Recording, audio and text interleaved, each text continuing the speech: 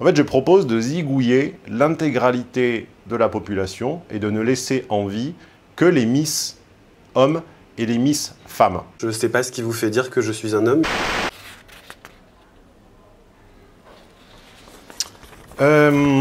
Si on se faisait Camille Le Cerf aujourd'hui?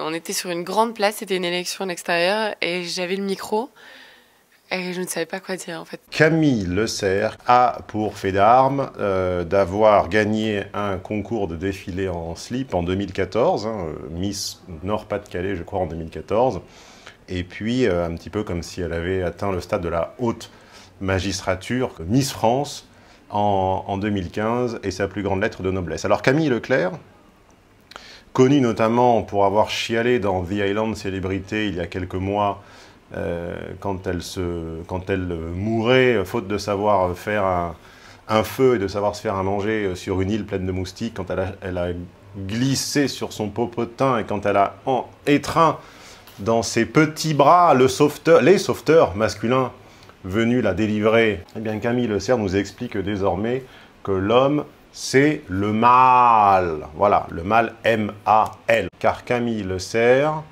qui gagne sa vie en faisant de la promotion pour des enceintes Bluetooth en prenant son bain, Camille Le Cerf a décrété qu'il y en avait marre des bourrins qui la draguaient en terrasse. Alors pour ceux qui s'intéresseraient, à mon avis, sur la drague en terrasse et sur les rencontres dans la rue, je l'ai déjà exprimé à plusieurs reprises. Je vous renvoie au lien dans le coin de l'écran où j'explique notamment que c'est vrai que les mecs sont lourds à draguer dans la rue de façon cybernétique, staccanoviste, et qui devraient un petit peu apprendre à décoder les sites d'intérêt. Mais aujourd'hui, on ne conne pas sur les mecs.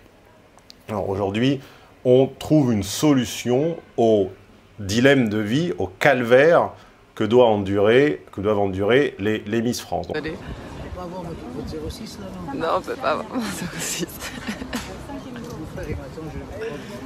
Ça marche. Bon, Dominique, c'est pour moi. Non. Camille? Oui.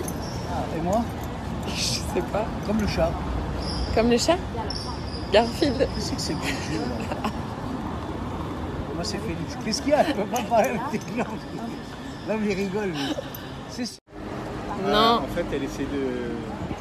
Elle m'appelle, il est là aujourd'hui? Non. Ah, d'accord. Non, mais franchement, c'est une beauté, c'est incroyable. Elle le sait en plus. Regarde comment Non. ça joue, là.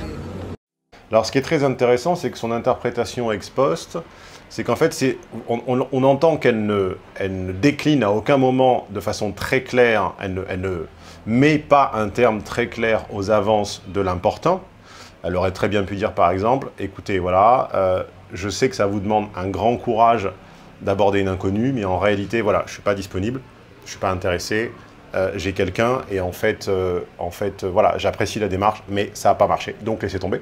Non, en fait, ce qu'elle faisait, c'est qu'elle ricanait comme une dinde pendant toute la durée de l'interaction, ce qui laissait donc évidemment croire au type que, type d'accord, un peu lourd, pas très fin, quelqu'un qui n'a pas une grande rhétorique, quelqu'un qui est probablement pas au sommet de la pyramide du statut, quelqu'un qui est probablement assigné à résidence économique et sexuelle, mais bon, qui avait au moins, dans une espèce de grande naïveté, un peu bébête, mais pas finalement si méprisable que ça, qui avait au moins eu le courage de prendre les couilles à son cou. Maintenant, il a fallu qu'elle le méprise, qu'elle se moqua de lui, en le filmant et en l'enregistrant. Le problème, c'est qu'en l'enregistrant, elle s'est également enregistrée elle-même et qu'on a entendu son rire de dinde pendant tout l'enregistrement, qu'elle a ensuite redécoré, qu'elle a expliqué en disant « j'étais stressée, j'étais nerveuse ».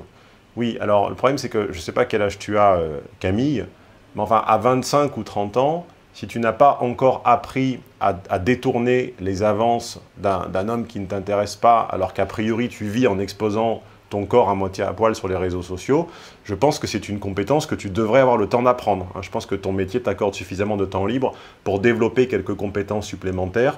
Alors, à défaut de savoir faire du feu et te faire cuire une sardine, peut-être apprends au moins à décliner poliment l'attention des gens qui t'emportent.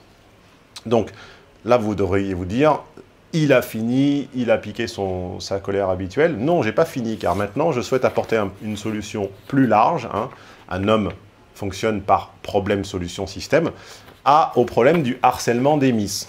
En vous lisant l'article contraposé, le complément symétrique, qu'est-ce qui se passerait si ça n'était pas un homme du quotidien, un homme normal qui aborde une Miss, mais si c'était un Miss qui aborde une femme du quotidien? Eh bien, la réponse nous vient du magazine Elle, publication du 17 août 2018 à 17h45. C'est mon histoire, dit une parfaite anonyme. Je me suis tapé le dieu de la plage.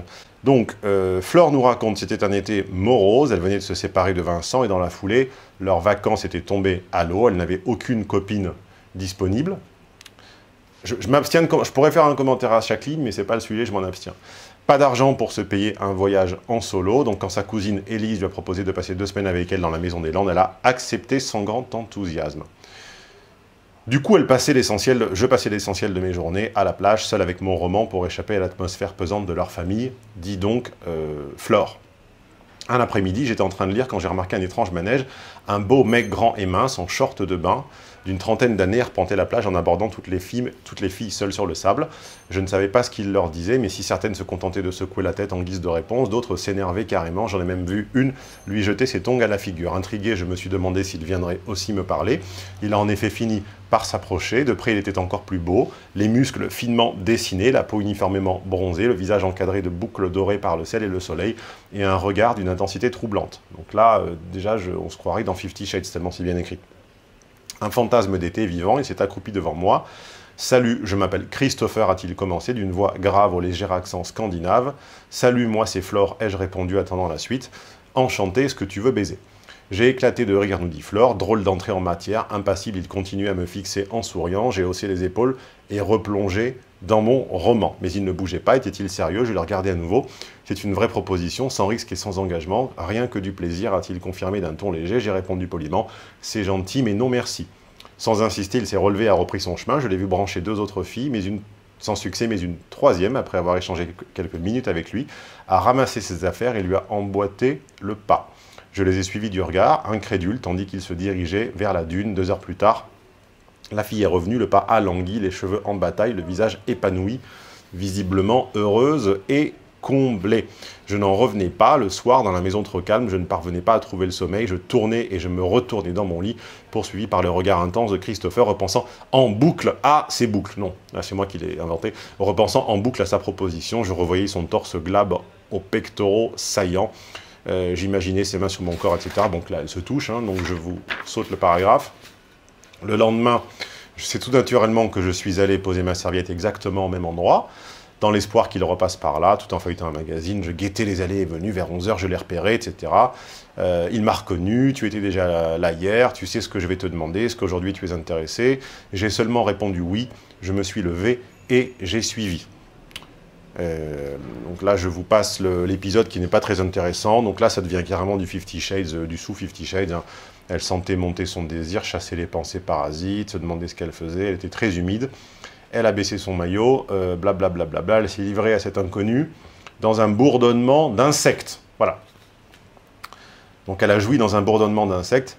Il a fini par la déshabiller, étaler son drap de bain sur des aiguilles de pain, blablabla, il a pénétré entre ses jambes, il menait la danse, donc elle était totalement passive, donc en plus d'être totalement anonyme et totalement quelconque, elle est parfaitement passive, il ralentissait, accélérait, etc., ils ont tous joui 2 fois, bon, petit doute là-dessus, mais enfin, admettons, et en repensant à son ex, en fait, ça lui filait la gerbe, et elle conclut en disant que désormais, dans son petit lit dans la maison trop calme, elle décidait que désormais, elle en demanderait toujours autant.